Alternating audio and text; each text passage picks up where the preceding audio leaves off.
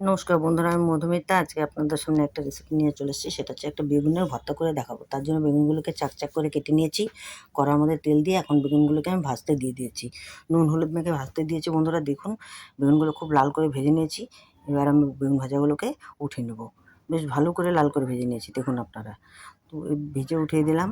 এখন ওঠানোর পরে এই যে তেলটা বেঁচেছিল, ওই তেলের মধ্যে আমি দিয়ে দিলাম 8-10টা শুকনো লঙ্কা। শুকনো লঙ্কাগুলোকে আমি খুব সুন্দর করে ভেজে নেব।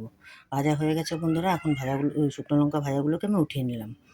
তারপরে দিয়ে দিলাম কিছু পরিমাণ কাটা পেঁয়াজ আর কয়েক চাল রসুন। এই রসুনটাকে আর এই পেঁয়াজটাকে একসাথে আমি ভেজে নেব। দেখুন বন্ধুরা, খুব সুন্দর করে ভেজে নিয়েছি। এবার আমি উঠিয়ে নিলাম।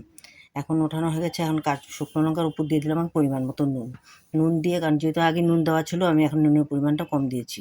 নুন দেওয়ার পরে আমি এখন বেগুনগুলোকে খুব সুন্দরভাবে একসাথে করে মেখে নিলাম। বন্ধুরা দেখুন, দেখেই মনে হচ্ছে খুব লোভনীয় হয়েছে খেতে।